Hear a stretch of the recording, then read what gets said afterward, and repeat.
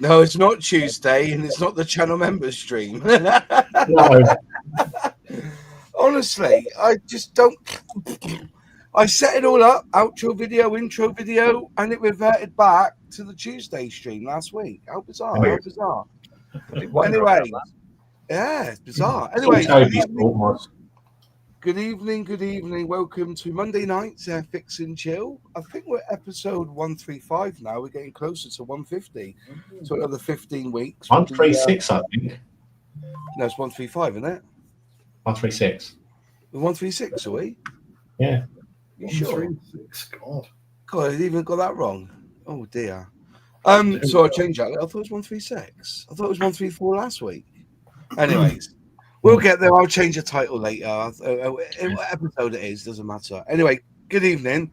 First off, like I said, if you know of a scale model show in your area and you want us to advertise it on Airfix and Chill, email me and I will advertise it on here, obviously. I have emailed Ben tonight and I've emailed Jim to pop on as well. And Ben sent me this, that the Addistone Model Centre, the pre-owned sale starts on the Saturday the 7th and Sunday the 8th of June. Over 1,000 items reduced in price to celebrate their 20th anniversary.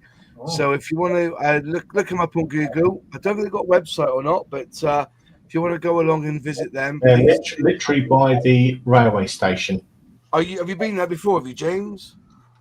Yeah, but not in this life. But I know when I used to do my windscreen, when I used to do the windscreens, I used to go to Addistone quite regularly. Fair play. I went past it. So yeah, he said could we just let people know about this. So yeah, so if you want to grab a bargain, go there. And then Julian sent me this one, which is the BWM and Heritage Centre at Barry War Museum and Heritage Centre, model show. And that is on June the 8th. So it's this Sunday, I believe. Entry is free and the museum will be open as usual. So if you want to go and nip over there, if you fancy getting your passport stamped, going across the Prince of Wales's bridge, and definitely go and see them and have a look. So I'll get a text message here, but I've just put it on silent. Anyways, so discussion tonight. Okay, let me just remove these. I don't want to show them again. Right, so I will get them up when I find them online. But I last night released my monthly roundup of new tooled announced scale models. And when I went through it, there was some fabulous models coming out, but in particular, it's border models. Now they've announced SBD. What's the number? SBD. What was it again? Yeah, and the Mustang, the P51D Mustang, but the scale was in 1/35th. So really, just putting it out there, are border models doing the right thing and saying, look, we've got the 1/72 scale established. We've got the 1/48 scale established. If you look at what's been released in 1/32 scale, it's basically planes. Mm-hmm. The majority of vehicles and tanks and figures and everything is coming out in 1/35th. Isn't it obvious that we now move on to 1/35th with new releases of planes? Now, I think, well, why not? Airfix don't even come into the equation because they don't do 1/32 scale planes. The two that do is Revell and Tamiya. They're predominantly 1/32, aren't they? Is it time now for everyone to give their heads a wobble and decide whether we go forwards with the 1/35th scale of things, including the planes, or should we keep the planes 1/32nd scale and the tanks, the vehicles, and that's still 1/35th? I was trying to, in my head, think about the cars. Tamiya bring out cars in 1/32nd, don't they? I'm presuming. Or is it 1/24th? Well, no, but they do cars in all strength scales. Yeah. But Yeah, 1/25th is one of them. Yeah, 120. That's Rivaldo's 1/25th, isn't it? Yeah. So should we now be looking at manufacturers to, when they release a tooling bigger than 1/48, is 1/35th the proper scale now? And I really want to, really get into the bones of this, because I think border models are playing a blinder. Because when you think about it, when I go to model shows now, I reckon it's 50-50 on whether the vehicle shown is a one-off on a stand on its own, or it's now paired with something. In a diorama or on a base, there's a plane in a vehicle, there's a plane in, even the figures are 1/35th, unless you buy a pilot, and that's in 1/32nd. But all the tanks are 35th. All the stuff that Mini Art's bringing out, all the, they showed off that trailer, is in 1/35th. Airfix have given up tanks, I believe now, apart from their Cromwell. They are basically producing 1/35th armor, vehicles like the Ferret Scout, the Stalwart, and things that are going to come after that. Is this like the change now in it? I know we've got manufacturers who've got plenty of tooling in 1/32nd scale, but that doesn't equate to what they can release now. Would it be better off for Revell to think, 1/35th, we've got a lot of 1/35th in our range. Maybe the next tooling we give out or we build or we tool should be in 1/35th. So, people's thoughts on that. And also in the chat, I'll try and, as I said, it's question. Sorry, QQQ or question for the beginning if you want us, or comment, or CCC for comment. And we'll get you up on the screen. But I'm just putting it out there. I wish Nigel was here, actually. I know he's coming on tonight, unless he's fallen asleep. Is 1/35th a correct scale? Go on, Zinzan, you start us off. What do you think on that? Well, I mean, I don't know whether it's a question of correctness. I'd rather say that it rather depends on the inertia of the manufacturer. Yeah. If they do 1/32nd, there'll naturally be within their staff that do the designs and so on. Oh, no, we'll keep it to 1/32nd, and there would have to be a good reason to change. Now, I would take it back a step or two and say, right, why was 1/24th, 1/48th, and 1/32nd selected as a scale anyway? Why was it not, say, 1/20th, 1/35th, and 1/70th, or something like that? The understanding the background to that would be much more would be helpful. Let's put it like that. And I think that from that perspective, I've built 1/35th scale armor. I've built 1/32nd scale aircraft.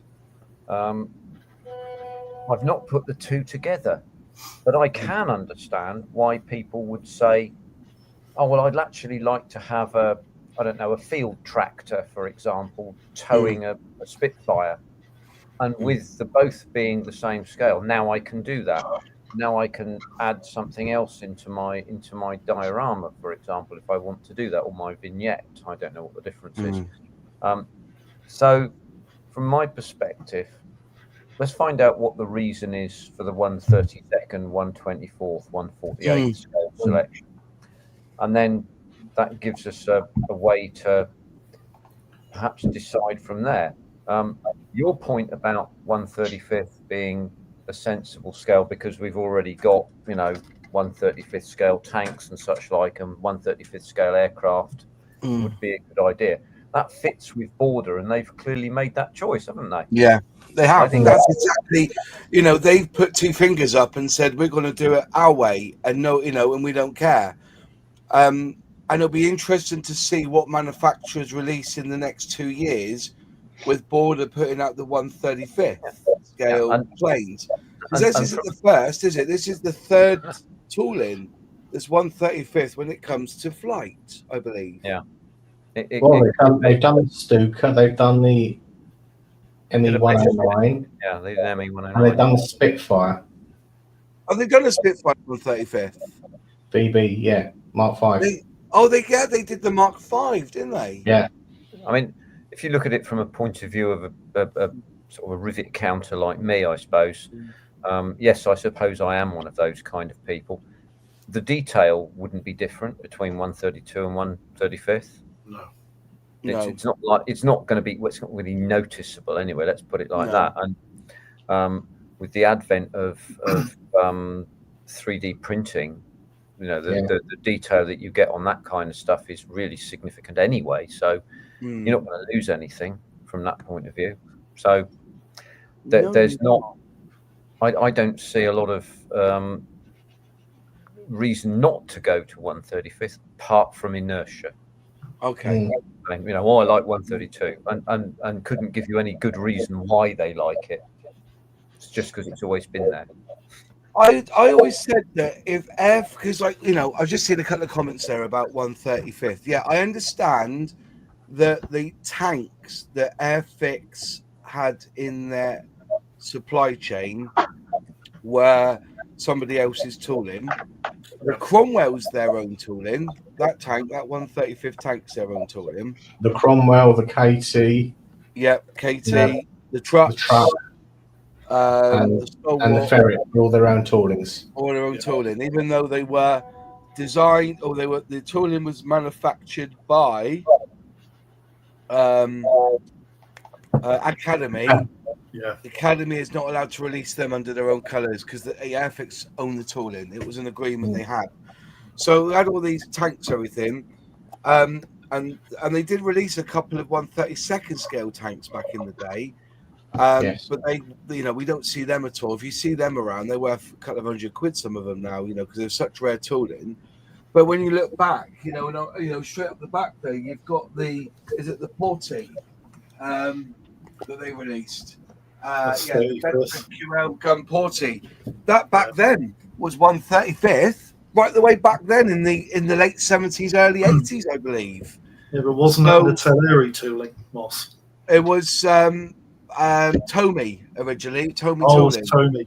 Right. Tomy Teleri released it. But if you go down through, the people who are producing that now, that tooling, is a Teleri. They've got the tooling. Teleri. Yeah. But I believe, but Airfix don't do 1/32nd scale planes. But I think if they did, they would have continued on the 1/32nd scale path. And that's what I'm just thinking. But Revell were releasing 1/32nd planes traditionally, but all their armor and everything else is in 1/35th. I just feel that maybe this is the time now where we look at 1/35th. With Border. I know Border, in regard to them being, they're not small, but they're not one of the big boys yet, are they? Yeah, what do you class as the big boys? Revell, Tamiya, Airfix, Italeri, Academy, Trumpeter. They're the big boys, aren't they? I wouldn't see Border Models as being one of the big boys. I don't see Mini Art being one of the big boys either. No. But it's the debate is bad. What about you, Jim? Because in America, you've got so many different scales and stuff. John's an American too. Yeah, I know. I go to you, and I'm going to go to John. Yeah. Because you build the planes, but John builds the armor. You see. Right. So I came to you for planes. I want to see what John's reaction is when it comes to armor and vehicles. Okay, so I think. So I guess the question, first off, hey, more options. We're spoiled for options. That can't be a bad thing. Yeah. Is it my thing as an aircraft builder? No. I probably the reason why I think they're trying to go down this road is it's a transferable scale to figures. 54 millimeter is 35th scale figures, and there's a ton of them out there because you see a lot of dioramas made in a armor setting with vehicles, with scenery, because there's so much that can be done. For a diorama for an aircraft, it's pretty one-dimensional. It's going to be on an airfield or it's going to be on a carrier deck, okay? And so therefore you don't see that many aircraft dioramas built. So now my question is, well, then, and you don't see a lot of aircraft builders painting figures to go with their aircraft. There's a few, but it's not a big thing where you go to a lot of contests and a lot of your armor builders, they're going to have a figure, at least maybe one or two, not with the intention of even building a diorama or a vignette or anything. It's just there, nothing more than just you always see tanks with people around them just about. And so therefore, a lot of your armor guys are very proficient, I would say, figure painters, because they almost have to be, because they're always throwing figures in, and the figure scale is 35th 54 millimeter. Aircraft guys, I can't paint a figure to save my life, you know. It's not my thing. I'd love to be able to do, but to do it to the level I want to do it at, I need another 80 years on this planet to get good enough. That's not going to happen. So while I don't begrudge any company trying to bridge that gap into, you know, to try to be inclusive of maybe more figure painting, I don't think it's. Well, who knows what's going to happen? It's not something that I would go down the road of. Yeah. And you, John, your thoughts? Because for me, what I've seen you've built, you build in 135th, but you more into your 124th planes, aren't you? Because you've done the Stuka, haven't you? And you've done the Spitfire. Is that right? I have. So those are the two planes I've done in 124th, and they were very enjoyable. Yeah. I think the almost singular advantage of doing the 135th planes is because you can put them in proper scale as long as the kit is scaled properly. The fellow that had the comment before was spot on. The just because it says it's in 124th or 132nd or something doesn't mean that it's actually in scale. I found that out on that Trumpeter 124th Stuka. It was way overscaled. It was so massive. Anyways, so doing 135th scale planes is great if you're doing a diorama. And then the 132nd planes, those seem to be really popular with the World War I plane crowd, right? So there's a lot of those because they're smaller, right? So you can move from 148th to 132nd, and what's that, a 25% drop or whatever or increase in size, and it's great. For me, 148 planes are fantastic. I do 124th when I want something really spectacular.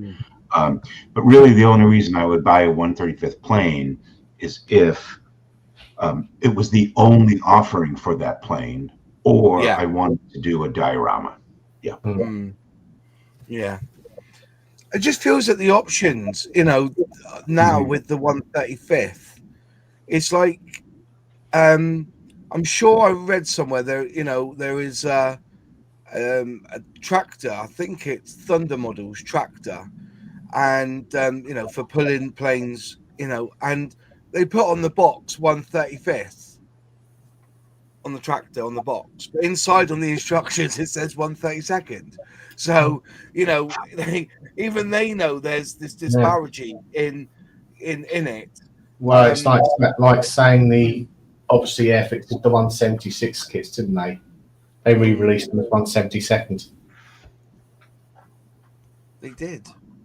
Yeah, but Airfix also mixed scales with one of their diorama sets. Yeah. When they put 72nd scale Spitfire in with a refueling set. Yeah. It was in a diorama gift set, wasn't it?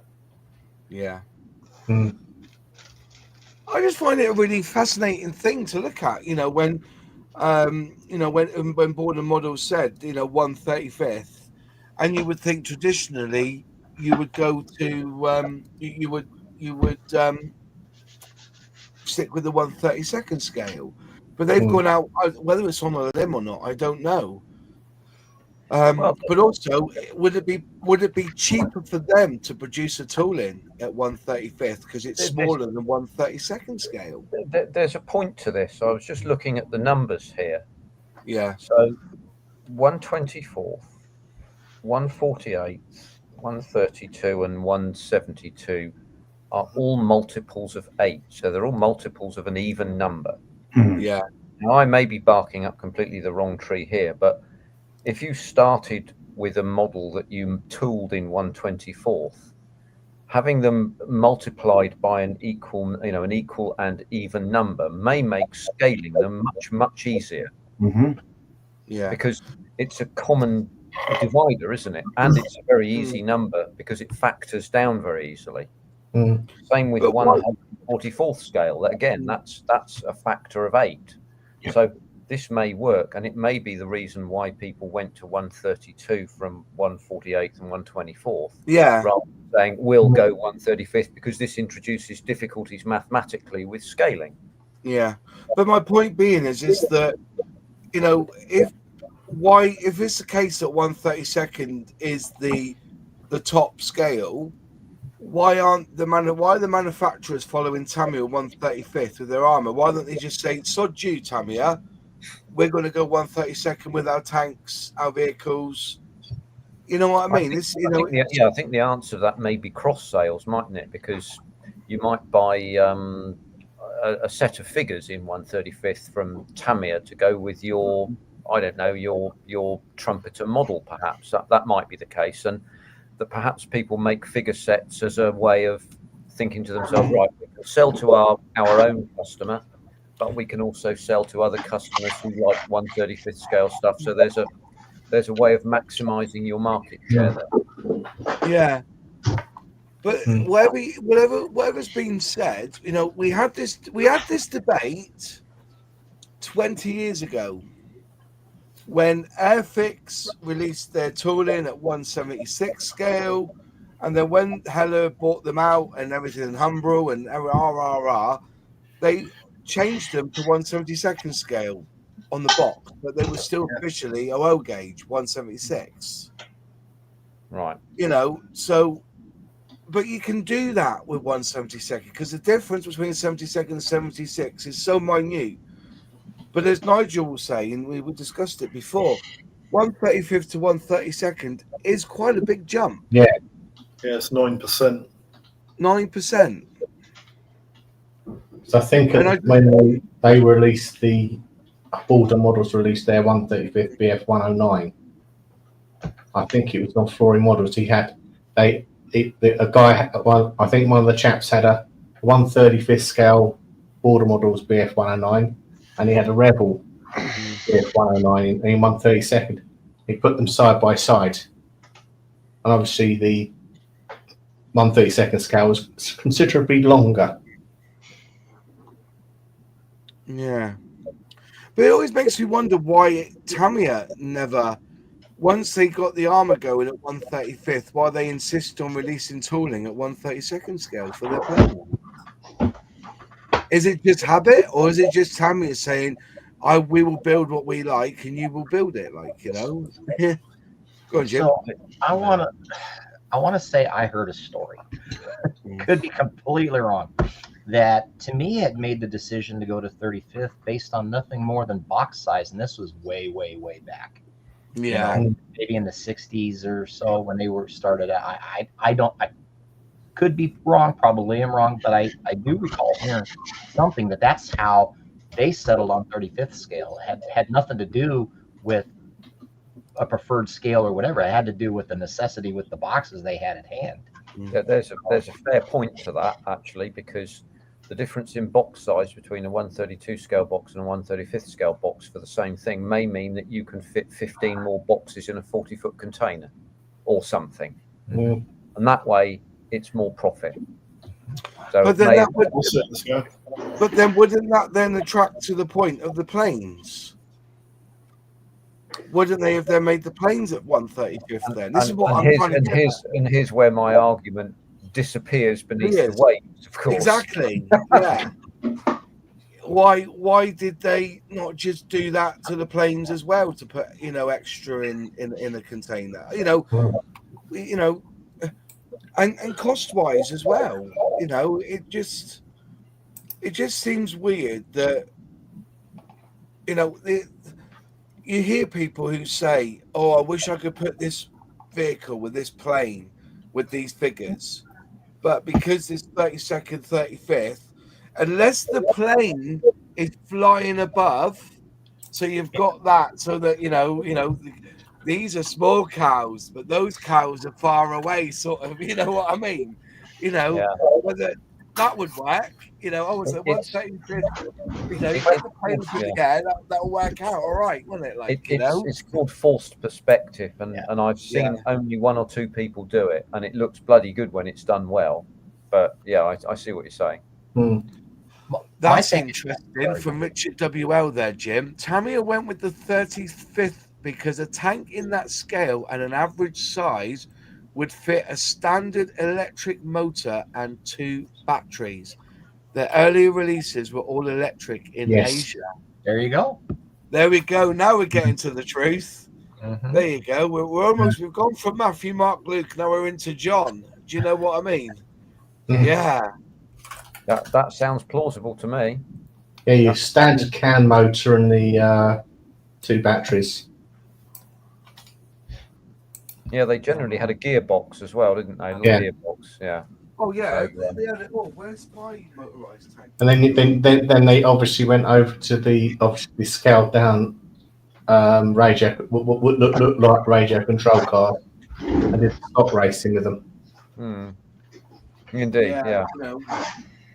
When I go back to this, this is youth. This is 30 years ago. I'm sure this was 30 years ago when I built this. There's the Tamiya. There's the tank.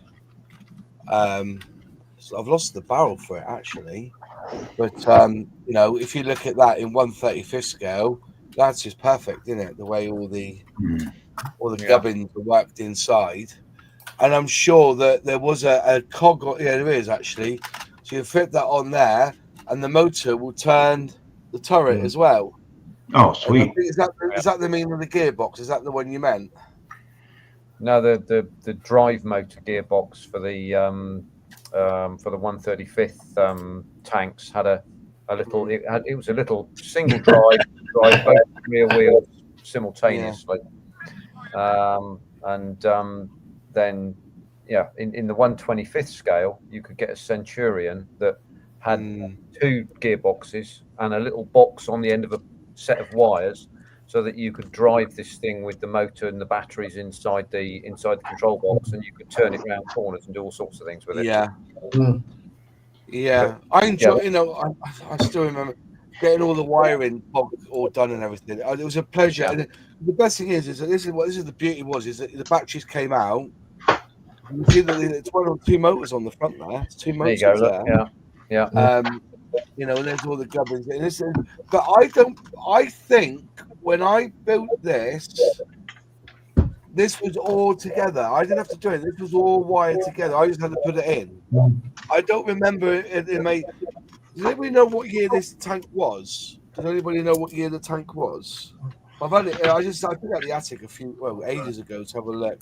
You can even see the super glue that I used back in the day. Not being funny, the date's probably on the bottom of the tank. You can't see. There's no date on the bottom here, I'm afraid. So I think this all came all done, and all you had to do was build the tank and then follow the innards to put the innards in. But I can't tell you. I can't see a date on here, unfortunately. I know Tamiya released an electric T34 in the early 70s. Yeah. Yeah. They re-released it recently. Yeah. Yeah. Yeah, the thing I remember about the Centurion, as I recall, was that or it could have been, no, it was the Centurion. It was so easy to put the electrics in. The instructions made it really, really simple. But they, I'm sure, were at 1/25th scale and not 1/24th. So the whole argument about consistency and scale goes over the bloody mountainside once again. Yeah, but there were quite a lot of Japanese companies that produced electrified tanks in loads of different scales. All right, okay. I'm sure Hiroshima did quite a few of them as well in the early 70s. A few as well, didn't they? Sorry to interrupt. I think that Mozzie's Tiger is about 1960 odd. Is it? Oh, wow. 1962. 1962. I must have built this in the 80s then. Yeah. No, I would have been in the 90s. I would have built this when I was 13 or 14. Maybe a bit later. That's a lot of gear in there, right? It is, yeah. Wonder how much that would be if it was available now. Silly money. Oh, silly money. Yeah. Yeah, I won't guess on that one. I can tell you it wasn't enamels I used on this either, because it's not shiny. Maybe the enamels. You might have used Tamiya Paints because they were around in the 90s. Yeah, I'm 46 now, so yeah, it does. But as I said, it's I've not even put batteries in it. I just grabbed it, in a lot of stuff that I had ferreted away. But yeah, it just shows you what they were doing back then. When they release a tank now, like the Comet, there's none of that gubbins in it, is there? So although a lot of Tamiya tank kits in 35th scale have still got the same chassis. There's no gear. Did they ever release a 32nd tank, Tamiya? No, it was always 1/35th, was it? Airfix did quite well, they didn't do loads, but they did about 4 or 5 32nd scale military vehicles. But they never released them many times. I don't think they sold that well. No. Yeah. The Airfix Chiha is 1973, and it's inaccurate. So is the JS3 as well, the Joseph Stalin.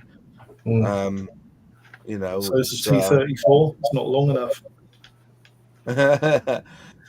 Well, I do wonder, what the gameplay is with this, with border models doing 138, 135th, planes. It'd be interesting to see how they manifest themselves amongst us. If I went to, I think it'll be a miss at first, because if I wanted to build a Mustang, the first thing I would do is look up 1/32nd scale Mustang. I wouldn't put 1/35th, would you? No. You wouldn't go looking for a 1/35th plane. You would assume that every plane's in 1/32nd. But there are a number of other companies that produce 35th scale, mainly helicopters, aren't they? I mean, Academy doesn't Academy do a Kiowa as well as an Apache, and I think Tacom do an Apache, don't they? Yeah. Man, Tacom and Snowman all do Apaches, and I think with there's more transference with helicopters, especially attack helicopters, into the armor world than there are, say, other airframes. So it's like armor guys almost consider helicopters armor, not really airplanes, but because they're so low, and it's for whatever reason it just fits. There's more their genre. Let me just jump in here for Richard's comment. Richard W. Are there really that many combinations of tanks and planes to create a diorama? How often do you see an M2 Bradley next to an F-16? Never. That's a point. Tanks out of the question, mate. We're not talking about tanks. We're talking about all the other military vehicles now produced in the 1/35th. I actually think where it comes to sort of like the tank transporters, doesn't it? The sort of like the Dragon Wagon and the Hanaman. Yeah, that's a good shout. And obviously, I've seen them in some one. I think it's Rich and Leo's video had pictures of the tank transporters with a bloody Apache on it, or a FW190. Yeah. The motorized King Tiger, new parts, 1962. Yeah. Bloody hell. So. It's an old tool, isn't it? But I didn't. I don't remember it. I remember it being in a newish box. I think I was given it. I think I was given That's it. the thing with Tamiya. They did re-release their kits over and over again until they stopped selling. What was that including the motorized parts? I assume that you can buy this tank, but not with the motorized parts in it. Then. Yeah. Yeah. Well, the modern release T34 is definitely the old chassis. Yeah. Yeah. It's got the markings where you put the batteries. Yeah. It's all super glued together. you look at your work, and I just, it's definitely one of them. Well, it's I'm just imagining now people flocking out to get that Mustang. Yeah, 62. And I built it 20. I must have built it 30 years after that. Oh, 63 years. Yeah, I'm sure it was in the 90s. 1995, I would have been 16. I'm young. He's a baby. I'm a baby. You are a baby. God, were you only 11 in the first Golf form, Moss? 1990. Yeah, I was only 11. Oh, my God. Holy smokes. It's like I remember, or I think I remember, being taken to when the troops came home from the Falklands. It's a very vivid memory, but I remember seeing men marching, and I was in a pram, and that was 82, I think it was. It'd been late 82. I got out of high school in 82. The Falklands was the first televised war, wasn't it? Yeah.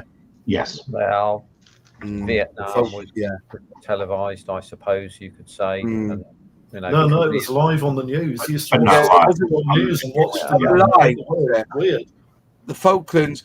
I remember sitting in bed at night thinking the end of the world was coming, because it announced at 1 o'clock in the morning they had just dropped the first bombs over Iraq, or wherever it was they were bombing. That was the first sort of mainstream war. So it's the whole CNN thing, right? And the world's luckiest Jeep driver, right? The Jeep that was crossing the bridge. And it was Norman Schwarzkopf that said, I want to show you the luckiest man in the world today. Yeah. If you ever want to read an autobiography, read his Norman Schwarzkopf. Storming Norman. I do remember the first Gulf War, because I remember I was in the living room. Are you sure, James? No, I was in the living room and I saw a herd B-52s go over at low level. Oh, wow. Yeah. Vietnam was 100% live. I don't think it was. No, I thought it was filmed. It was filmed. It was. I don't think it was live. Yeah, by Stanley Kubrick in a studio somewhere. Yeah. No, I don't think it was. That Elvis special was the first satellite relayed thing, right? Yeah. Anyway. Yeah. Anyway, it's a moot point, I guess. But I was quite young, but Saying that though, with what's Airfix are releasing, I think we'll see a lot more 1/35th of Desert Storm and things like that coming from them. Oh, You know, the Cold War stuff anyway. And a lot of the Cold War stuff, as Luke will tell you, was all used in the Gulf War original and the A lot of it was, you know. It's the thing is that it's you know, we had which World War? World War One or World War Two, and then we ended up saying which Gulf War? Gulf War what? Gulf War One or Gulf War Two? You know, it's and then you have the Afghan. You know, oh dear, it's what a mess. What a mess.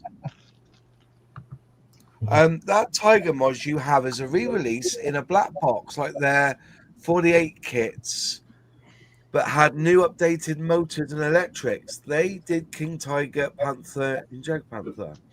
Yeah. But I don't remember it being that. I just remember I remember being given it and building it. I can't tell you what was the box, but does that look like upgraded motors to you? I think they look old to me. Maybe it's just me. They look like the motors that used to go in scale electric cars. Standard 3-pulse can motor. Yeah. That used to be like the motor I had in the oh Christ, what is the legendary 040 Pug. Yeah. They used to do about scale speed of 200 mile an hour. I took this out of the 1/25th scale Centurion I did when it finally broke, and I turned it into a paint stirrer, and it still works. Yep, and it still works quite well, I have to say. So there we are. We'll see if this works. Now I'm going to put some batteries in it. See if it works. I have to say, though, I'm interested about this scale thing because Airfix, I think, find themselves in a fairly unique position, because if they decided to go for a larger scale in between 48th and 24th, they could go either way. Discuss. Yeah. Do you think they might be quite successful with some Army Air Corps aircraft and helicopters in 35th? I think there's a good chance they might, actually. Particularly operating in their home market. Yeah. Well, that's where they look for it. That's where they look for, because obviously they went for this. They went for the ferret, and they're going for the stalwart. Yeah. And obviously that's why they went for the Katie. Yeah. You can bet your life they'll have other kits coming off the chassis of that Stolly. Yeah. Especially if they have the Salamander, because they have the fire engine. So that opens up. You've got the Saracen, you've got the Colton, the Salamander. They all come off the same chassis, didn't they? Well, I remember Stolly first, mine, because the Stolly's awesome, isn't it? Yeah. You're telling me this is remote controlled? A lot of them were, yeah. They had a wire coming out the back. Yeah. Well, they had several wires that you taped together. Yeah. And a box with those two little hands. This is radio controlled. Right angle with one another, and this one's radio controlled. I don't remember it being radio controlled. Yeah, it's got 27 megahertz. There's a sticker up there. Well, I never. So it's not. And this can't be the 1960s kit then. It must. I'm sure I built it in the 70s, in the 90s, maybe. The plastic is probably from the 60s, but the gubbins inside it'll be the update, like that guy was commenting on earlier. I bet there'll be a valve or two in there, won't there? Yeah. I mean, Nigel was talking about an RC car that one was remote and one was radio, wasn't it? A couple of weeks ago. Yeah. Does it actually work? Yeah, the light came on. It just doesn't work. I haven't got. It's a remote control. Apparently, there's that aerial there at the top of it. I think there's a wire there. It's so long ago. Might be a good project for you to restore it. Yeah. Yeah, and you don't have to say that you broke the barrel. You can just say that you've deactivated the tank. No, I think I took the barrel off because, as you could see at the front, it wasn't glued. The barrel was never glued. All right. You just stuck it on the front, and I don't know what I've done with the barrel. I have to go back upstairs in the attic and go through all the boxes of shite that I've built over the years, I think. Sorry, Moz, was that sorry to clarify. Vietnam wasn't live, but it was completely uncut. Yeah. It was filmed, yeah. It was filmed. It was probably the first major conflict that you got real coverage of what was going on within a 24-hour period. You know, on the nightly news, you'd get. Yeah, that's probably true, Jim, because they did film quite a lot of World War II, especially in the Pacific Theatre. But it was brought back, and it was quite heavily, you know, that the US Navy and the Air Force said you can't put that in. Well, that, and then you'd have to go to the movie theater and watch whatever movie was out there, and you get the newsreel. Yeah. I mean, in England, it was Pathé, wasn't it? They used to bring it. Yeah. I do remember they did the Pathé video. It showed them why children shouldn't go up to these bombs. They were literally, Germans did their own sort of version of a cluster bomb, and then they classified them. Yeah. Top secret. Yeah. Yeah. Most definitely. Don't fight a fight if you don't gain anything. Don't fight a battle if you don't gain anything by winning. Yeah. Well, that's it. Yeah. But as I say, going back to the 135th, 132nd scale, you know, it just seems a little bit. It's not clean, is it? Whereas you got your 172nd, you got your 148, you got your 124th, but the 135th, the variation is just, you know. But don't you think, as Jim said earlier, that it isn't really an issue until you've got a diorama builder that wants to combine them. Yeah, I know that, but I'm just saying that I understand that. That is the premise. But really, what you still need is that consistency in your scales. I know people say, "Oh yeah, look at boats. Look how weird the yeah, I get that with the boats. Yeah.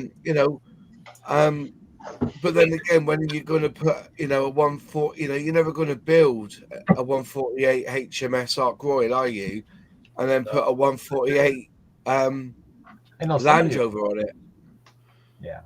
And that's another one, and that's the other bean, isn't it? When it comes to the cars. Yeah, everybody goes 124th, 132nd scale for their cars. Or what about 148? Oh no. We'll do 143. There's a lot of cars. Yeah. 120th scale for the Formula One cars. Yeah. There you go. That's 120th. Yeah. That one. Yeah. 112 big in the car, especially Formula Ones with all the Formula Ones. 112 bikes and 116th. Well, not 16th. 20th, 24th, 25th, 43rd. There's a scale for cars. Yeah, that's weird. I've got some of them. But it's very common, isn't it? 43rd. Airfix 43rd is O gauge railway scale. Yeah. And also Corgi Super King, is it? Or was it? Or Matchbox Super Kings, isn't it? So Matchbox Super Kings and Corgi 143. That brings back some memories. Yeah. Love 143. And then you got Revell, who will 1 minute will release a 124th scale Jaguar, and then release a 125th Stranger Things Jeep. You know what I mean? It's bizarre how they, But Meng went with 124th on their McLaren F1 again. They did actually. But didn't they do a bigger one too? They did hang on. Let me go to scale mates. That'd be a good shout. I want to say they did a big one too. I've got the little one. What is it? I can't see. We're scale mates too. Pascal used to do some strange scales as well because he did 124th for the Kubel wagon. Yes. Revell built a 1/9 one of them. Just out of asking though, what scale do you get to when detail doesn't matter? You could say you could put the detail in a 1/24 will be the same as in a 1/32, but you won't get that same detail in a 1/48, would you? You can get a lot of detail into 48. I mean, as far as aircraft goes, I mean, it's the scale predominantly. You go to any show, so 72nd is nice because you can do a lot of them. They're very convenient for display. 48th, you can still pack a lot of detail. I'd say the smaller you go, the harder it is to find detail. Although when I was at Telford, there was a vendor there in 1/144th, and amazing little models. I'm just like, wow, those are cool. I almost started buying them. But traditionally the bigger you go, because you can see it, it's just that much easier to see. But then you look at ResKit over in the Ukraine, and they produce a ton of stuff for the 3 major scales in aircraft and in 35th too. So I mean, I think with the advent of 3D printing is really going to make detail and scale pretty irrelevant. It doesn't matter because you can get there now with 3D printing, Yeah. Question. Given we have 144, 72, 48, and 24, anyone know why 35th is a thing rather than 36? That would be, Mr. Tamiya. You'd have to ask him, but he's been dead and buried for the last 40 years, isn't he? So why didn't he do 136? It'd be interesting. Why not 136? Yeah. Sarah Carey, FaceTime. Come on. I thought I did one person. Honestly, do not disturb. Good old do not disturb. Martin, I think the ICM Cobra is a special hobby kit. I seem to remember something about one of those kits is a special hobby tooling. Go back to that question, though. I don't know why they went the 35th. As I say, I have to ask Mr. Tamiya on that. The 3-foot rule: if you can't see detail from 3 feet away, it doesn't matter. Go on, Jim. Your thoughts on that? Sure. I mean, to each his own. I mean, for a lot of builders, if it's good from 3 feet away. But being the detail freak that I am, and I know a lot of detail freaks out there, they're right up on it. Okay, so much so you've got a big segment of the the model builders in general that are they will go into, well, I like to jokingly say 27 layers of paint and patina and weathering, and to where you can see, they want where car builders want that 10 layers of clear that you can see through in that depth in their finish. Armor guys will go to the nth degree and spend months painting and weathering and painting and weathering, painting and weathering and wearing and painting and weathering, all this kind of stuff to replicate what they would see standing next to that tank 3 feet away from it in real life. So now you're 3 feet away from it in real life with a model.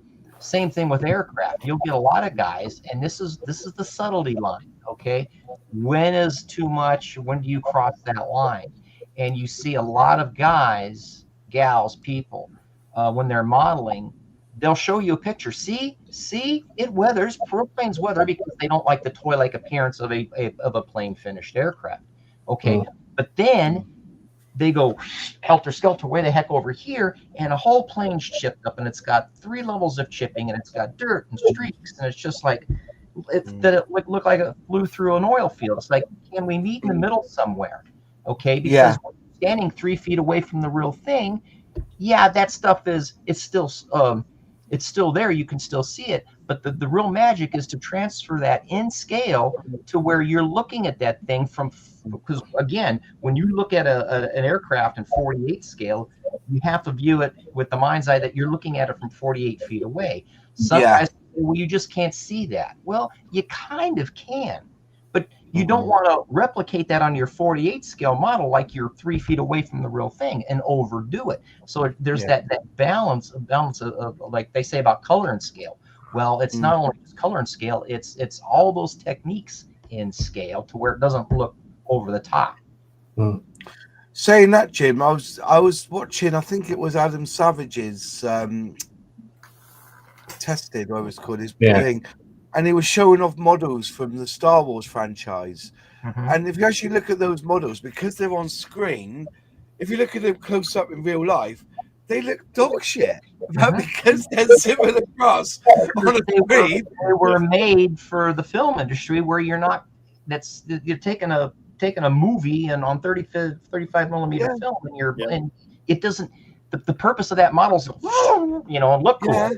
It's not there to get in there and look at it for a half hour, holding it right here, Two vast things. There was a model of the Starship Enterprise used on the original TV series. Yeah. And if you notice on the original TV series, you only ever see it from the starboard side of the ship. Yeah. Because on the other side, it's all full of struts where they hold it. No, it's got the lighting mechanism wiring for the lights. That's why when they did show it when it's going the other way, they had to change the decals because they flipped it into flip the negative, so they had to change the decals for the numbers. Otherwise, the numbers would be backwards. Yeah. Can I ask Jim a hypothetical question? No. At the can't carry on. I'm protecting you, Jim. I'm protecting you. If you enter a diorama into a competition like Telford or a US equivalent of it, and you've got two different scales on that diorama, does it get disqualified? I wouldn't think so, because back to what we were talking about earlier, that forced perspective. I've seen a couple really well done dioramas where it's got like a 48 or 32nd scale Dauntless, and you're right behind it. There's a shadow box done, and I mean, you look into the hole. Here's the plane, and now you've got like the aircraft carrier down on the water that's like 1,250th scale. So it's just like yay big. But that forced perspective that you're trying to go for, then that's multiple scales. It's just that we had somebody who was one of the judges a couple of years ago on the Chill, and he said that a lot of people get disqualified because they enter their kit in the wrong category. Maybe over there, because in Telford, I've heard a lot of stories about things getting disqualified. Here in the U.S., I mean, you bend over backwards. I can't really. So I've been like over about close to 30 years, 26 that I went to straight. There was only one model that I can remember that was disqualified, and the only reason it was, and thank goodness it was it was just not right. It was, and that's the thing. It was really well done, but it just wasn't right. Be that as it may, the guy wasn't an IPMS member, so therefore, all right, we had a legit to disqualify. But that's why we move models, because people invariably will put things in the wrong category or the wrong category description, or they don't read the rules. No, I just wondered whether there was different rules that applied to dioramas as opposed to individual subjects. I don't think so. No. At least not over here. I wouldn't see that as an issue. And here's another question. So we're hung up on scale and size and all this kind of stuff. In 35th scale figures, okay? So now we're assuming that all these figures are all the same height. Let's say based on a 6 foot person. So, and humans are all different sizes and shapes. So how can you say this is a 35th scale, person? And that's why it would be kind of neat to see varying sizes. Yes, they're all the same scale, but varying sizes within that scale on a diorama. But if you look at them, they're all, and you can look at period photos and see that not everybody's the same height. So they're close, but you can still see variances and differences. So. So to your point, why would it matter if something? Now, granted, if it's 35th scale figure and a 32nd scale figure would probably look okay within the realm of reality in a diorama because of variances in different people's heights. But lengths and Yeah, width. this is a fair point. You could use a 32nd scale pilot and then a 35th scale ground crew, because there is a limitation on height for pilots because aircraft are built to a certain size, and if you're too diddy, you can't reach the pedals and so on, and they don't fit platform shoes to pilots these days. Not that they ever did. So you could use it that way, and again, I suppose it's a sort of false perspective, but it's the same sort of thing, and you can introduce variation in that way, couldn't you? Yeah. You know, so. Just two comments that have come through. In Celtic West has said, in my experience, most people look at a model for about 3 seconds in an exhibition. If the subject is of interest, they will zoom in and ask questions, which is Fair point.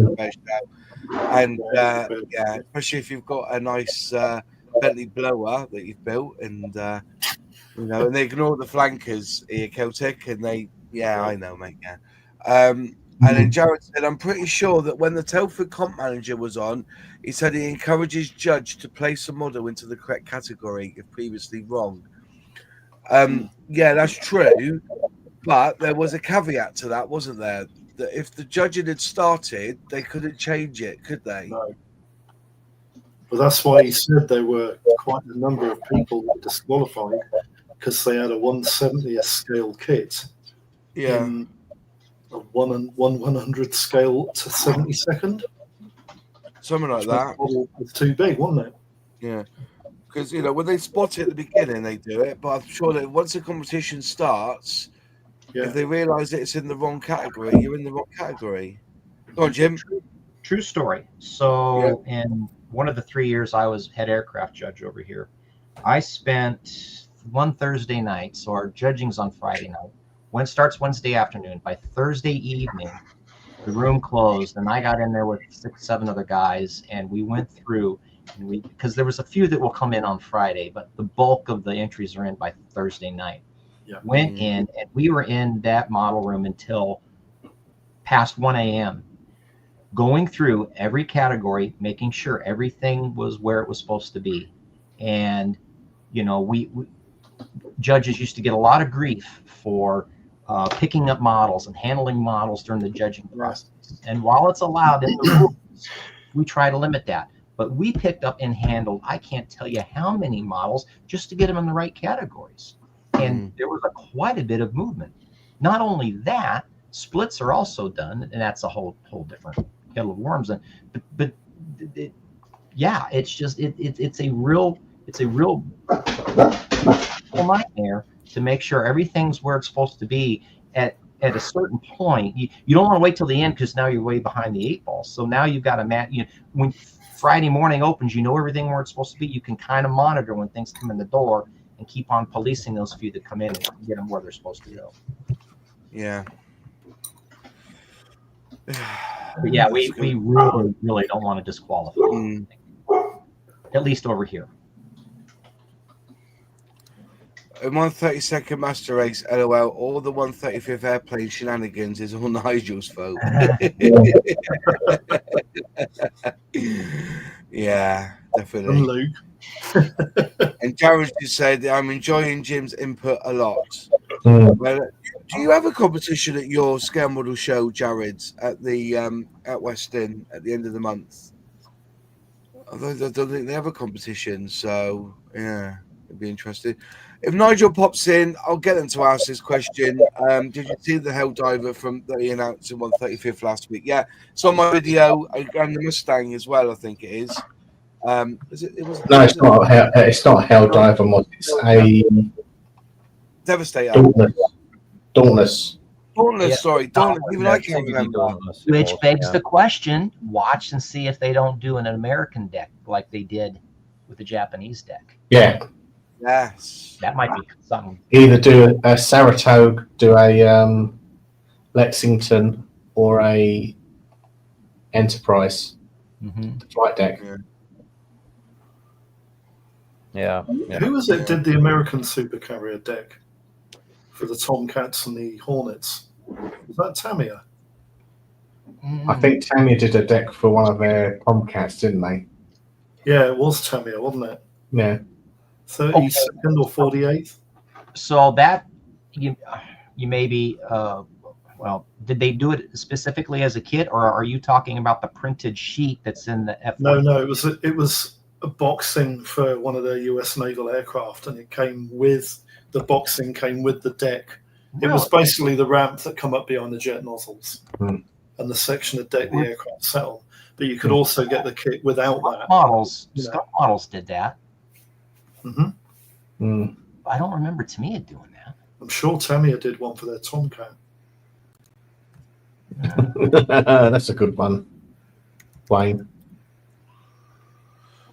How big would the dial be if made a 135th Bismarck with a swordfish delivering the torpedo hit? Well, the actual swordfish could be 148th because it'll be higher up, and you've got that the other way around. Well, not big, no. No, it would be the other way around, yeah. Other way around, 124. Be at low level because the swordfish went in at sea level. Yeah. Drop the torpedoes. About 60 foot off the water, weren't they, when they dropped the small? If you were looking from 3 foot away, it wouldn't be at that level. It would have dropped the torpedo and gone right up out the way, wouldn't he? Yeah, I expect Lord Boldley there could fit it in his arboretum, couldn't he? That would be a cool diorama, though. Like the box, you have the Bismarck in the background in 1/700, and then you've got your Tamiya swordfish right there, and that'd be kind of cool. Well, TACOM do the sort of bits of Bismarck in 1/72nd, like the turrets. Yeah. Then they do a turret in 1/35th. So you could knock something up out of that way.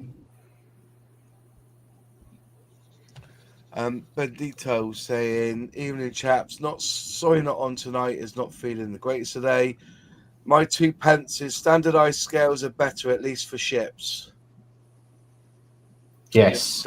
I'd go along with that. Because they jump around all over the place, don't they? Well, if you get 700, 350th, and 196th, I think is known as museum scale. Yeah. Those are like the big 3, and most of your 96 scale are your RC or ships that are in a museum on display. You can buy older tool Revell ships, warships, and they can be 1/540th, 1/720th, and they're all like of similar era warships. Nothing consistent in their scales. What Richard's saying, that's what I was thinking, but. Yeah. Just thinking of, just got to get these pictures down, I think. There you go, is it that one there? No. See, look at this Mustang. I think there's something very special about this Mustang for Border. Let me just present it. Hang on a minute. Where's it to? Share screen. Screenshot. And then share. There's something special about this 135th Mustang, right? I think you could add. I think it comes with the gubbins to make the engine spin and the lights flash on it. Yeah, I've got a feeling that you'll see that because if you look at this picture here that I'm going to show you now, can you see that? Oh, stop ringing me. Can you see that? Let me just get rid of the what's it called? The message there. Get rid of that. Hide. Can you see the lights flashing right and left, red and green? Yeah. And then I can blow this up if I can. I don't know if I can or It's got not. a wiring kit on it, isn't it? It's got a wiring kit. Yes, it's got a motor. It's got a motor. That motor looks like it goes inside the engine. The thing is, it is feasible to put a motor inside a Merlin. Yeah. Because they did it for the. Obviously, you could put a motor in the Tempest, couldn't you? Sorry, Typhoon. Yeah. Airfix did. Well, Airfix, drop motors to go in all their 24 scale aircraft, didn't they? Apart from the Harrier, obviously. But motors have got a lot smaller. They have. Those ones you see at Plasmo users and stuff. They're like, they're like pencil leads, aren't they? Yeah.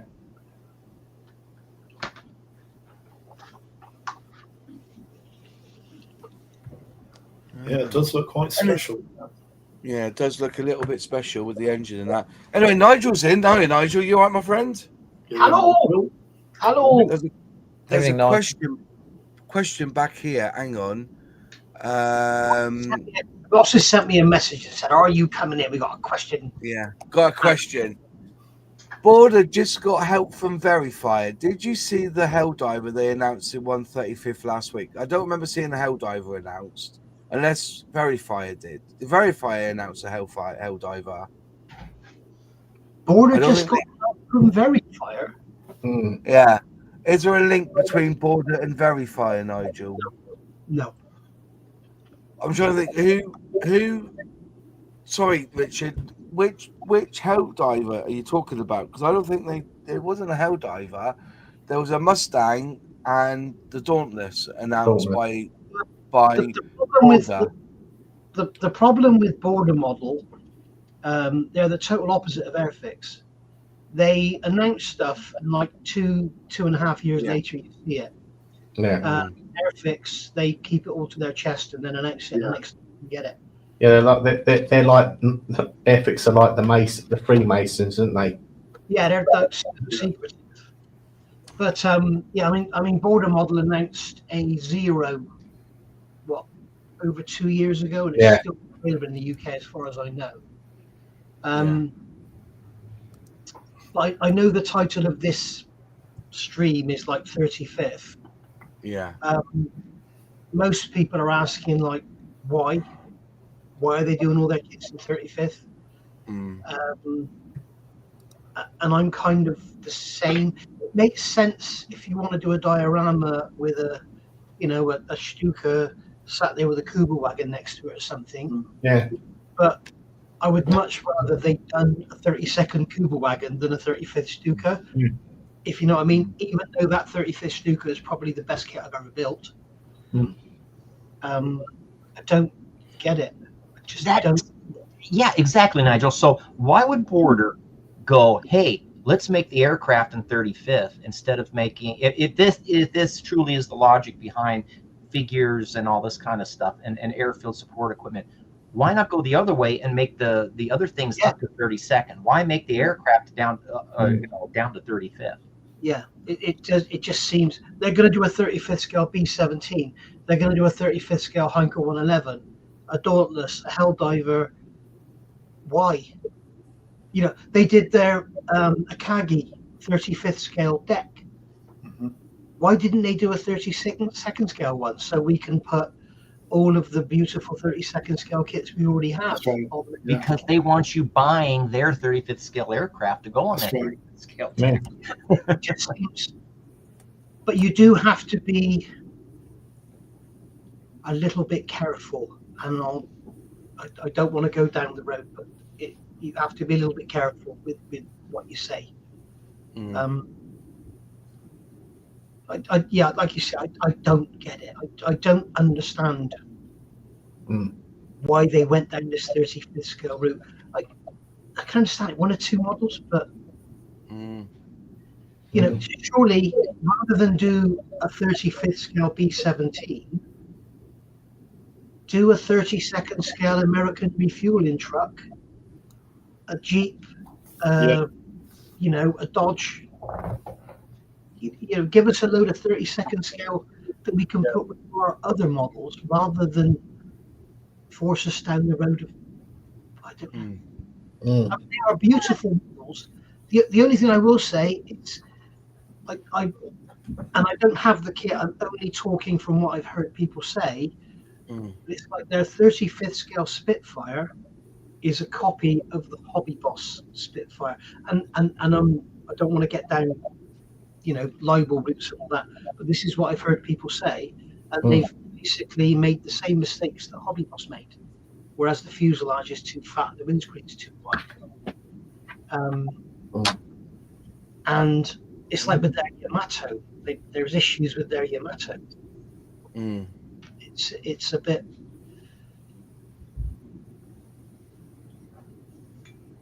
Yeah, I It mean, is Friday difficult. just said, Border must have a US Navy deck set in future plans, or they wouldn't have released US Navy aircraft in 35th.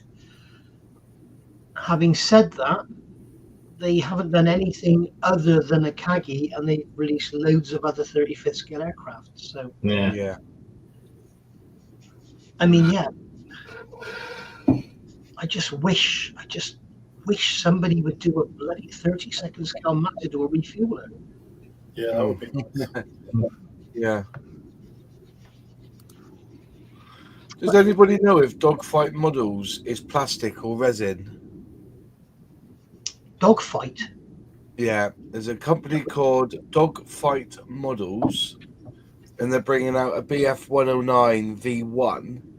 But does anybody know if it has resin or plastic? They're bringing out a BF 109. Yeah, Dogfight Because Models. we need another 109, don't we? Yeah, Yeah, but there aren't many V1s. That's the prototype, isn't it? yeah, prototype. That would have the Kestrel engine in it. Would it? Oh yeah, Yeah. They couldn't get the Jumbo engine to work properly, so they sold Rolls-Royce engineering to Heinkel 70s in return for a Rolls-Royce Kestrel. Yeah. Yeah, because one Kestrel went in the Stuka prototype and the other one went in the BF-109. Wow. Yeah. That's interesting. If you look at the V1 prototype, the exhaust pipes are coming out from the upper section of the side decking, not the lower section. Because the Spanish 109s and 111s, They were A's. They weren't V's. They were A's. They were powered by Jumbo engines. They weren't Daimler-Benz either. because the Spanish 109s had the exhaust high up, didn't it? Because the Yuma engine is upside down. They called it a Bucon, didn't they? No. The Spanish 109s were powered by Junkers Jumbo inverted V12 engines. Inverted? Yeah, they were inverted. Why did they invert them? Because maybe it had something to do with the fuel injection system. I don't know. But there are a lot of German engines, 1930s, were inverted. Certainly Junkers Jumbo and Daimler-Benz. Yeah, Travis says Spanish for Merlins, yeah, because obviously the Heinkel was Spanish. Sorry, are you talking about the Spanish or the Spanish Civil War versions, Nigel? I'm on about the Spanish World War II.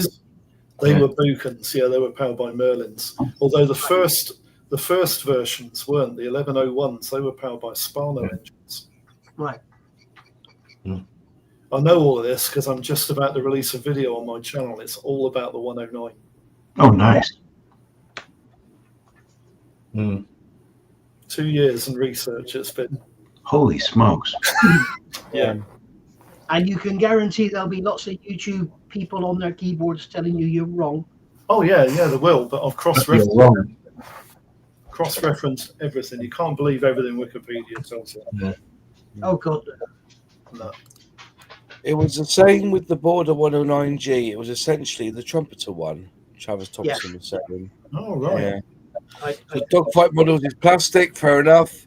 I'll be happy with more tropical BF 109s in 132nd. Oh, and we definitely need more tropical Spits and Hurricanes, which is good. But if you wanted to do something with some sort of what do they call it, vehicles, support vehicles, there's not that many in 132nd. They're all in 135th. Yeah. So I just want, with everything that's going on, and that was really now Nigel's on. That was really the object of the debate was Border played a blinder because we know, forget the tanks, okay, forget the tanks, but all support vehicles, things like the tractors, the tugs and all that, it's all 135th, but you can't link them to the 132nd planes. That's the issue. Yeah, well, there is a 32nd scale US Navy tug coming out, so you can put that with your F4s and your F14s and everything. Oh, yeah. right. That's coming from Kinetic, I think. Yeah. Actually, no, maybe by field model. But that's 30 seconds, so that'll be nice. But the other thing to consider is if you think of a Stuka or a BF-109 or a Spitfire, you can have a 35th scale Spitfire, Stuka, or 109 sat on an airfield with a diorama with figures and have a KT, a Dodge truck, whatever with it. Or a Tilly. Hang on, James. Sorry, a second, Nige. Or a Tilly. You could have lots and lots of 35th scale vehicles. But when it comes to B-17s and Heinkel 111s, there is no 35th scale. You know, you can't get a 35th scale refueler for a B-17, as far as I know. You can get a Vietnam one, but you can't get a Second World one, as far as I know. So that's what I'm saying. There's this mix up between the scales, isn't it? That's the thing we're having. If Airfix really wanted to, I really think that when they've released the Stalwart, the truck, the ambulance, the KT ambulance, they should have just done that in 1/32nd scale and say, you want your tank to be 1/35th, stick them at 1/35th. But no, they released them all in 1/35th. The same time as they released it, Gecko models did their K2. So what they should have done was 32nd scale and let Gecko do 35th. Yeah. But do you think Airfix might have got a bit scared off over past experience? Well, no, because they were beating new ground anyway, lads. That was the thing. You know, I would have thought the Ferret in 1/32nd scale. Look, they decide. I don't think Airfix are going to do tanks. They've done one, the Cromwell. The other tanks they had in their armour, sort of, excuse the pun, was in 1/32nd scale. You've not seen them for years. But I just felt that if you were going to do support vehicles, you would do them in 1/32nd because the planes are 1/32nd. Yeah. Bizarre, isn't it? It's a really messed up. It's a really messed up scale, and this is why I think 148 is the answer. If you want to do a diorama or something, do 148. But maybe there's no future in Airfix producing a 32nd scale vehicle because they're never going to release a 32nd scale aircraft. Somebody out there somewhere will draw one and print it up. Just give it a time. But I think if they produce a Westland Scout in 35th, I think they'd have a winner there. Yeah, you see, that's another question, John.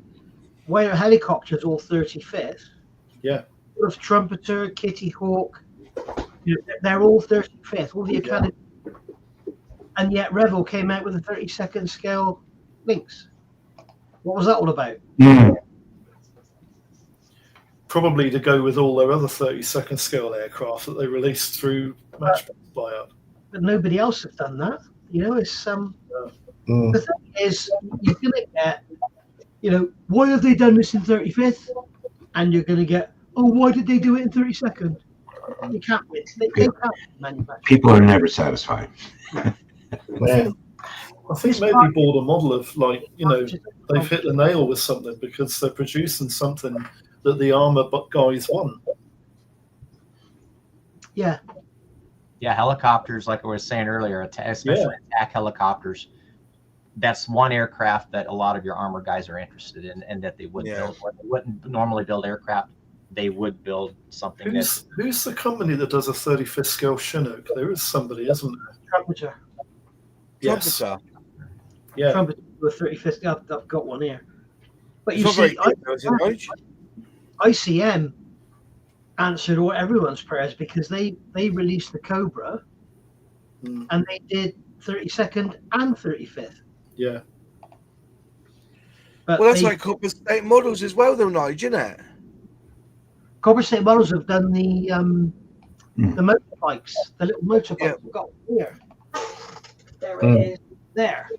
You can get that in 32nd and 35th. Yeah. So 35th. If you want to do a World War I diorama, 35th. If you want it to stand next to one of their planes, 32nd. Have you got both of the 35th and 32nd scale helicopters from? No, I've only got the 32nd. Because I wondered whether one was just a smaller scale version of the same thing. They probably are. I did a video. If you look at my channel, I did a video a while back of an Academy 35th scale Huey compared to a Revell 132nd scale, and the video was, people, there's no difference. The difference is massive. Is it? It's probably over an inch on fuselage length.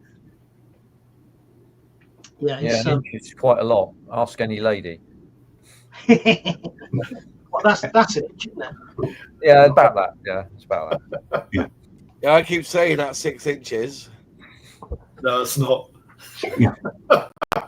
You're a fisherman, Moss. Fisherman. I caught a fish big. 6 inches. Wouldn't fit on that table. Yeah. Five eyes is not watching. Airfix is stuck in 148 and 72 aircraft, so they have to stick to said scales for support equipment. This could also do support equipment for the 124th lineup, but it'll take up the whole house.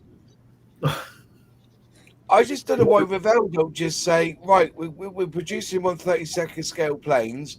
We have a lot of 132nd scale planes in our thing. Let's start developing the vehicles to go with those 132nd scale planes. Yeah, why and just not? see how it goes. I don't think if there was, I'm sure that you speak to any armor builder and they say, oh, there's a Saxon out there in 132nd scale. I'm not going to fucking build it because all my armor's in 135th. You're not going to have that, are you? Be serious. You will. There's only one Saxon. I think you will, because there's a lot of people that are very scale centric and won't vary from it. Yeah. There was, what was the company that did the T-54? No, what was the World War II famous Russian tank? T-34. 34. Somebody did that in 32nd. Just randomly. Was it Rifle model? It just suddenly appeared, this 32nd scale tank, when all their other kits were 35th. And everyone's like, what's that for? Yeah, that's weird. That doesn't promote their own stuff at all, does it? But I just wish they hadn't done this breakaway from 35th and 32nd. I mean, it's like, why have people like what's their name, I Love Kit or Merit Models, whatever, why did they come out with 1/18th scale 88mm flat gun? That's nothing, because they released a 1/16th scale pack gun this week as well.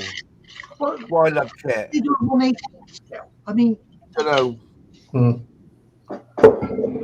But wouldn't that be a standalone diorama with just the gun and the figures, though? You wouldn't matter what the scale is. Really. 1/18 figures from. Does it come with figures, that kit, or not? Yeah, it comes with figures, that pack kit. Yeah. So how did it get to where it was being placed? It's just You'd need an SDKFZ7, wouldn't you, to tow it? Well, is that one of those FAMO things? Or smaller version of the German half track. Yeah. Here you go. 1/16th scale, I Love Kit. That's a no. A pack 40. That's early. Pack 40, 75mm gun. That. I'm on about the big 88mm, the one that has 4 wheels. Yeah. Oh, sorry. Sorry, mate. Yeah, okay. Nigel, the AFV Club 88 was a fantastic kit. I really enjoyed that. Yeah. I've got the border model one in the tin box. Apparently that's a bit of a bitch to build. Yeah, AFV Club do a Matador, Nigel, in 35th. Sorry? AFV Club do a Matador in 35th. Yeah, I've got one. They it's not a refueler. I wish they'd do a bloody refueler. But it would look a bit silly next to a Lancaster, because it would drive under the wing, and whereas a Matador in real life probably wouldn't drive under the wing of a Lancaster. Yeah. No, it wouldn't. It would be too small. Oh, 1/16. I just got it. Yeah. Because I was going to say the Pack 43 was better, right?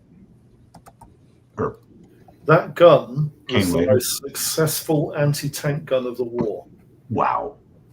Pack 40. Was it? Yeah.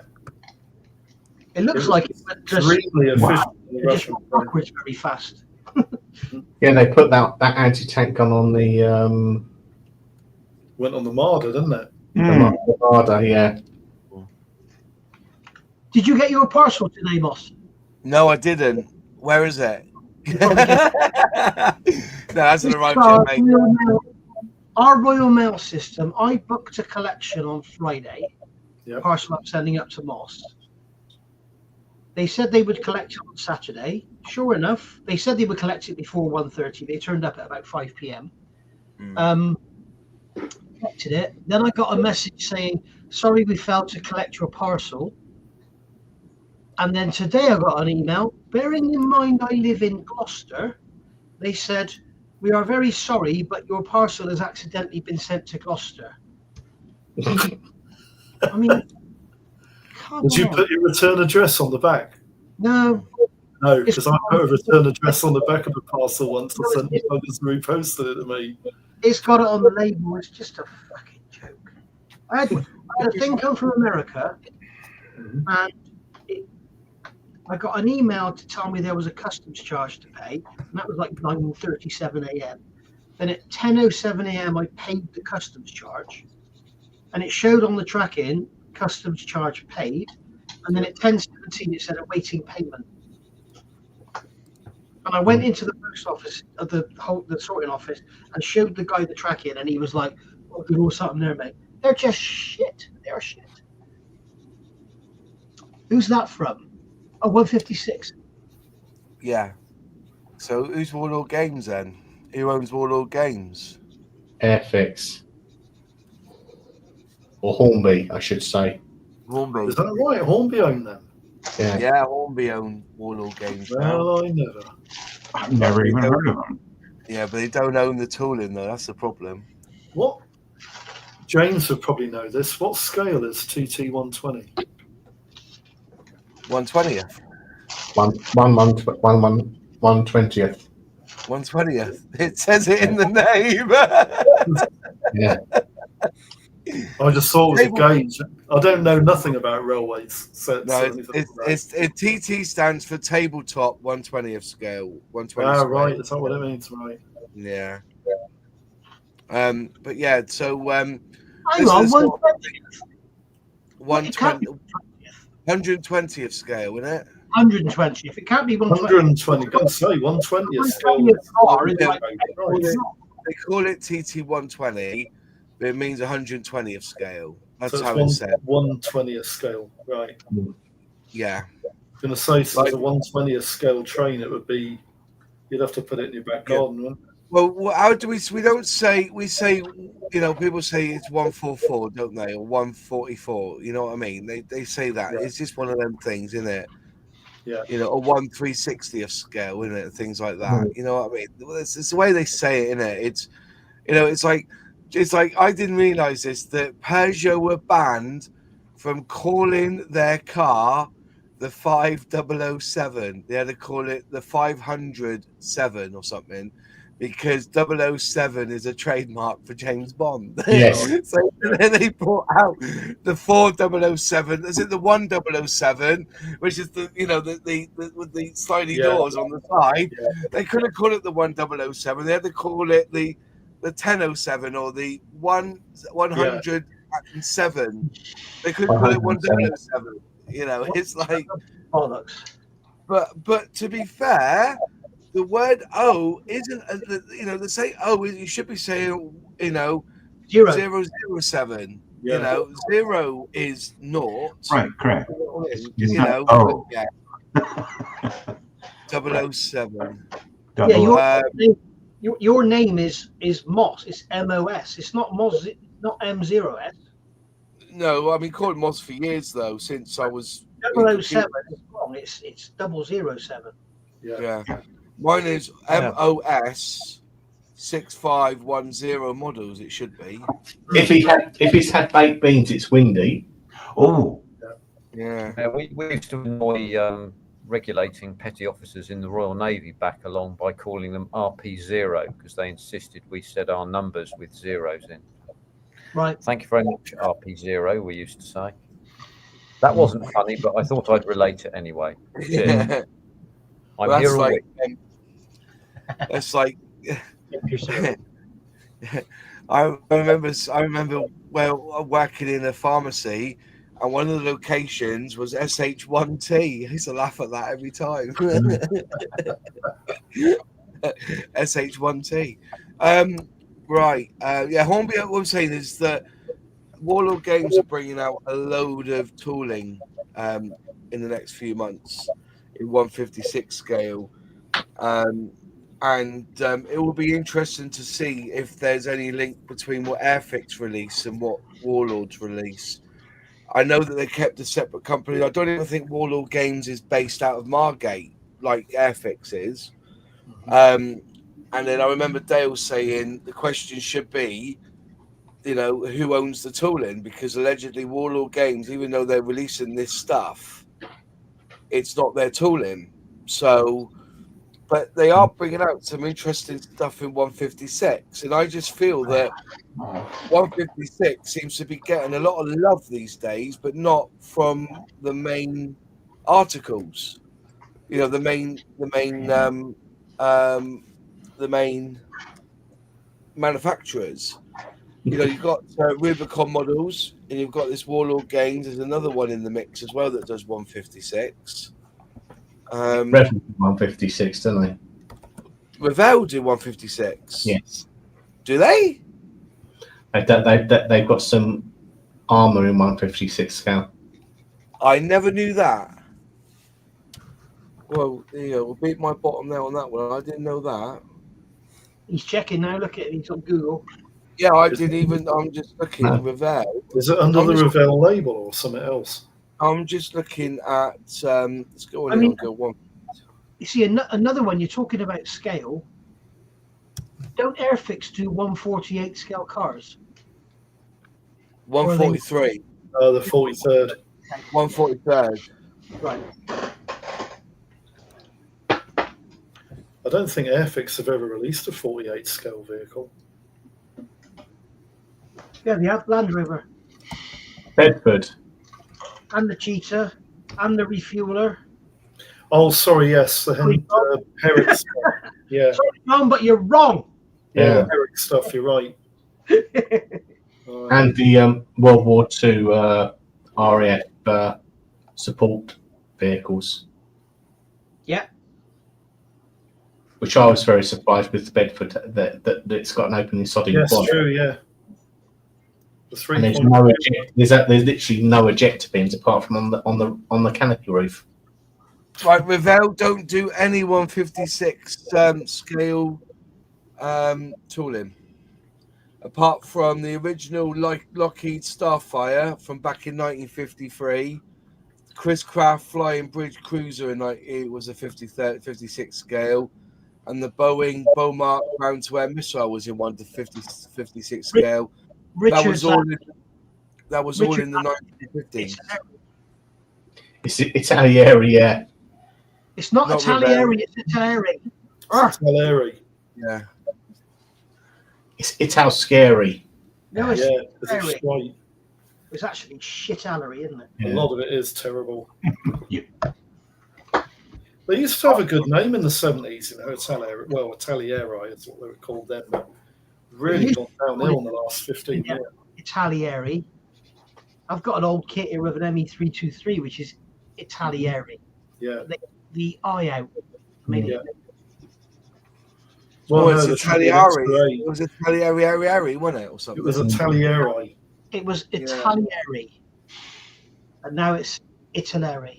Italeri. Nigel is Mr. Fiat. It's Leviosa. Leviosa. Yeah, very good. Well done. just looking at some stats here, gentlemen. I'll just share this tab instead.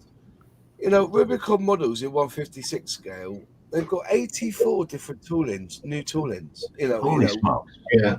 You know, and they've gone big. And then you've got Warlord Games is at 62. You know, they've got Australian Matilda tanks, Bedford QLT, troop transport. So, right, so what is 172nd, then 156, 148.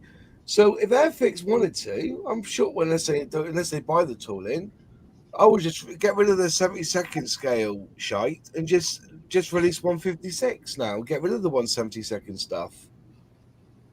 They've got some really interesting tooling Warlord games. They've got like the L3 tankette with anti-tank rifle. They got a flak panzer. They got a Ford GPA ambitious Jeep with US Army crew. It even comes with crew. Comes with figures. Is 156 the gaming? Yeah. Oh, yeah. But we've got lads at our model club who build 156 dioramas because they're just a nice scale to do. Yeah. Celtic, what's it called again? Dave in our model club. You know, if you ever come and see me at a show, come to the Iska Scale Model Club stand, and Dave will have Rubicon models done in dioramas. Yeah. And And Rubicon models, I will say this: they do a King Tiger with a full interior in 156 scale. Yeah. So they're the two main guys. They're the two main. You've got Warlord Games and Rubicon, and then you've got Italy, who they do 156. So but do you trust Italy to get it right? Do you know what I mean? They also doesn't Italy build 187th as well, which I think is another gaming scale, isn't it? That's the Rebel do 187, so because they do it for the railway, don't they? The railway's 187. That's the only one, I think. These were Second World War tanks. Yeah. And I think they've come out emblazoned with World of Tanks written all over the box. All 187th. Bloody hell, even Warlord Games. So Italy released it in this Churchill back in 2016, and now Warlord Games have now released them instead in 2020. Tooling. So maybe it's Italy tooling then. Maybe. I wonder how much it is to buy that. What have you got for sale here? No. Is it just one vehicle in the box? Because sometimes there are two vehicles in the box. Yeah, Armour Fast do that, don't they? Yeah. They do like the little 70 So does Forces of Valor as well, don't they? They do 3 or 4 tanks in the same box. Yeah. But is it Italy do 156 World of Tanks boxing? They are. That's true. But World of Tanks is an online computer game, isn't it? That's the problem. This is for war gamers who work off their tabletop, isn't it? How interesting! But I wonder if they're new tooling then. Boss, on the right hand side of that page, there's a missionary. Go up, up. There you go. You can see those 2 boxes. Click on that one. That's one of the World of Tanks boxes. There you go. But it's even got Warlord Games in the corner, though, lads. Yeah. So look at that. Warlord Games, or are they just telling you they are? Hornby own Warlord Games. But why have they got the name on Italy box then? This is now it's all coming out now, because when we did an Airfix and Chill when Dale was on, we were talking about this. He said, but Warlord Games don't own their tooling. And he's right. It's fucking hell. It's Italy. It's Italy, however you say it. Italy.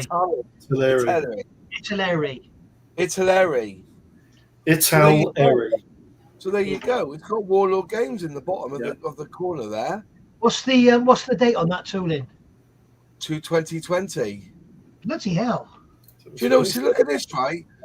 Is that cheap for 156 tank? £17.95. But there's 2 in the box. So there is. It's quite reasonable. Wow. What are they The like? Rubicon, they're roughly around 20 odd quid. Do they have link tracks, or are they just like molded tracks? They're vinyl tracks. No. Rubicon ones are link and length. Some of them. Is there instructions there you can click on, Moss? It might be on Scalemates. On Scalemates, yeah. Can you click on instructions? Go Depends down. if one's been uploaded for it. Go down. No, there isn't. No, it'll be just below the options. There isn't one. What's in the box for history? Not one there either. That's cheap though for 2 tanks, $17.95. It's not It's bad. not a tank. It's not. What, if you get 2 of them, you do, innit? If you don't want a tank, it's not cheap, is it? No, I get that, yeah. If you want a nice Lancia Stratos, you could buy one off of Italy for. Look at this, you've got that, that's their box. And what's the boat action? What's boat action mean? I don't know. Italian tanks. It's one of their games genres, I think. Really, they've got several different. I had a look at their website a minute ago, and they've got several different sort of types, including sort of scantily clad ladies with little axes, which bears the unforgettable name "Kiss My Axe." And with an axe it looked a bit sort of cartoonish to me, but they've got any number of different things like that. So you can get your axe out on the modelling table, as it were. Yeah, Axe in Europe is another name for the Lynx deodorant. Yeah. I do not get I get that, John. Yeah. Just going back, what will be the chances? What would be the chances that Airfix in their catalogue next year will have Warlord Games models? Just asking the question. I just don't. What have they released 172nd in the last 5 years, apart from the starter set, Tiger, and Sherman tank? They haven't done anything, have they, in 172nd tanks, have they? No. But I don't know. There's an option there for Warlord Games. If you go to Hornby Hobbies in Margate, there's Warlord Games for sale. What I might do, Nigel, I might give Matey Boy a ring from Jadlam tomorrow and say, send us a couple of those Warlord Games down to us. Let's have a look at them and let's see what they're like. Yeah. Just saying, just put it out there. Don't get me wrong. I've enjoyed building the Rubicon tank that I did. What did I do? What was it again? Panther. I enjoyed that. It was all right. The link and length instructions were wrong, so I had to work it out again because it didn't work. But I would be interested in doing 156 and see how they look. Blame the kit, must always try fit. No, fuck off. They were wrong. Blame the kit. I'm blaming fucking Rubicon for the instructions were definitely wrong, and I told him so. So they were destructions rather than instructions. Yeah, they were destructions. Sales prevention, I'll tell you. They do it on purpose to see if you're a modeler or an assembler. Yeah, Rich, that's debate for next year, that is. Are you a modeler or an assembler? Yeah. If you love Tamiya kits, you're an assembler. That's You're right. an assembler. Well, then Sorry, I was on mute there. You like AF? Nigel. Yeah. If you like poker, you're a fucking assembler. Yeah. If you love Rodin, you're a fucking nutcase. Yes, correct. I don't know what I've done with the other. If you've got 6 Fiat 131s, you're mad. I haven't got 6. Yeah. I've got 8. He's got 8. Yes. I didn't realize that you were like Mr. 131, man. I know. Did you see my video? Oh yeah, absolutely. I'm sorry, I didn't comment. I watched it. Yeah. So it's so embarrassing. I bought one, and then I thought I'm going to get another one, and then I realised it's like discontinued. Yeah. And with Tamiya, they discontinue stuff. It doesn't come back for years. Mm-hmm. So I thought I'm going to have another one, and then I saw one come up on eBay, and it was 35 quid. So I'm having that. And then I went on Amazon one day and it came up because I'd looked at Fiat 131 and it came up. It was 40 quid with free. I'm having that. I ended up with 5. And you had the other one at the top, right? What was the one at the top? Was it Revell or? One at the very top was Yeah. Revell, but that's an SE kit, which is very, very old. It's really nice. Italeri and Revell have reboxed it. Okay. But it's they're Rally Italeri Rothmans Rally Capri Escort is a mess. The wheels are too small, the arches are too big, and all that. But the 131 is really nice. Yeah. It's just don't wash the plastic; it will rust. Shut up. Mine's on my. My Don't- 131 is on my drive. Don't paint it in water-based paint; it'll rust. What, Nigel, if anybody ever asks you why you've got 8 Fiat 131 models, you can always say, because there isn't room for 9. Yeah. All right. Yeah. No, it's because 7's not enough. That is another way of saying the same thing. So what car came first, Nigel? Was it the 131 or was it the Lada Riva? Who do you think copied who? The Lada Riva was a 4x4. No, the Lada Riva was that bloody awful Russian car that they use for taxis everywhere in the Eastern Bloc. Nivea was the Lada Riva was 4x4. No, the Lada Riva was a saloon car, four-door Fiat, car. you're thinking of the Lada. If I've got it wrong, the Lada Riva that you may be referring to was a Fiat 124, which was before the Fiat 130. Yeah. The FS. Do you remember FSO Polonaise? Yeah, I remember that thing, the That FSO. was on a Fiat 131. Was it? Yeah. Where did they go wrong? The Zastava Yugo was based on a Fiat 128. Yeah. And I know a guy that has a body shop, and the local Zastava dealer used to send him his brand new cars to get the rust. They had brand new cars coming into the country, and they had rust on them. God. And he was sending the cars to sort the rust out. They were brand new. Brand new. Bill, you're right, Bill. That's correct. I did say that in my book. And to be fair, when I built it, I was just saying the instructions were wrong. So I dry fitted it, couldn't get it to work. Went to the other side, and I realised that they just numbered wrong. That was all.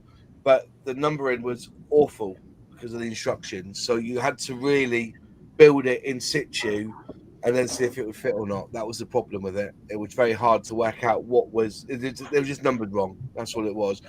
Instructions looked correct. It was just, I think, the numbering on the tooling or something was wrong. So I have a Revell Arizona in 1 to 426 scale. Yeah. To what scale close does that relate to? I think it's nothing. Revell, back in the day, you will see like airplanes at 1/288 scale.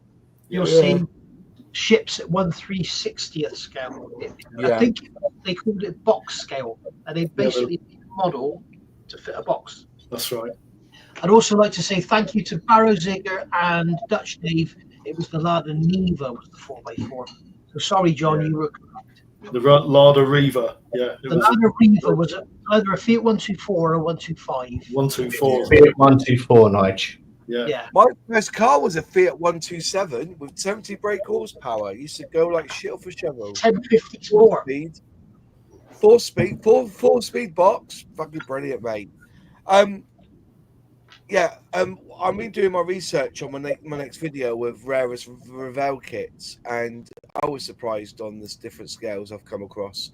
But then when you look back at when Tamiya first started off back in the 50s, 60s, wherever it was, they were wooden, and the scales were up and down everywhere. 1/400 scale. It was because they did boats. That's what they were. They were boat builders. Yeah. If you look at their scales, they were way out, some of them, and then all of a sudden, they seem to commandeer the market for 1/35th, and we've followed them ever since. And Bendito, closest scale for 1426 is 450th scale. Only scale you can get an injection HMS Vanguard. Interesting. There's another good point. It's like Hasegawa back in the day. They did like 450th and 500th. Yeah. Didn't they just stick with one scale? And all of a sudden, everyone changed to 350th, didn't they? Yeah. That's what I mean. I think scale modeling has become standardized. Unless you want to push that, push the balloon a little bit and see what happens. I think that if border models do these kits at 1/35th and they go down like a fart in an elevator, they will revert back to doing them at 1/32nd scale. Probably. I wish they would, because they do make some beautiful, beautiful kits. And I wish they would stop copying other manufacturers because they're incorporating their mistakes into their models. Yeah. But then, like I said, going back through, I was looking up I was researching the subject tonight about it, because Border Model did. Is it Meng did who did the Lancaster that was supposed to have been a Wing Nut Wings one? Border Model. Border Model. Looking at I found the original letter, or the cease and desist letter online from Wing Nut Wings to Border Model. And then they fired back their contract saying, we didn't fucking pay for it, so fuck off, basically. We're going to release it. Yeah, and they're right. It's all on Facebook. It's all over Facebook. I did a video all about it. Yeah. So, I'm just wondering why they went 1/35th. So would Wing Nut Wings go down that 1/35th scale? That was my next question, Nige. Would they have done that, gone down the 1/35th scale? No. This is basically just Border Models just trying something else, is it?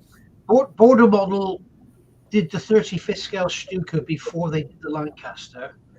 Okay. And they had the opportunity to use the tooling that Wing Nut Wings hadn't paid for, basically. Yeah. That's the way it goes. Okay. But I don't think Border Model will ever do 32nd scale again. You don't? You think they'll stick to 1/35th now, do you? Yeah. I do, yeah.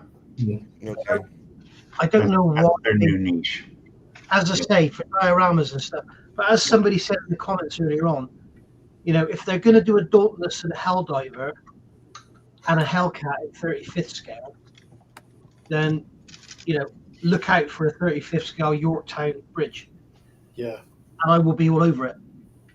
So, we'll see. Okay. Well, on that bombshell, it's nearly 10 o'clock. I love my new clock. I love it. Look, it's even got a remote control on my clock. I can turn it off, turn it on again. Change the pin. I can change it to Celsius. You love your clock. He's just like Joe Knight, isn't he? His clock, Nigel, his clock. Look at this, let me go full screen. You can see this. After we finish the live stream. Anything can happen in the next half hour. I can change it from Fahrenheit, from centigrade to Fahrenheit. There you go. Or I could even change the colours and then make it green. Somebody finish, please. All right, Moss. What's 959 in gallons then, mate? Yeah. What's it counting down to 0, Moss? I imagine you proper chuckled when I said that, didn't you? When I put that on the video. There'll be a Chinese company tool in that now. I've said that. I've done that. I'm going to do it for you, I don't know what that is in Fahrenheit. It bears repeating. Night Phil, Night Julian, Night David, Night Celtic West, Night Phil. Yeah, Night. Anyway, thanks all for watching. We'll see you next week. Take care, all. Take care now. See ya. Bye.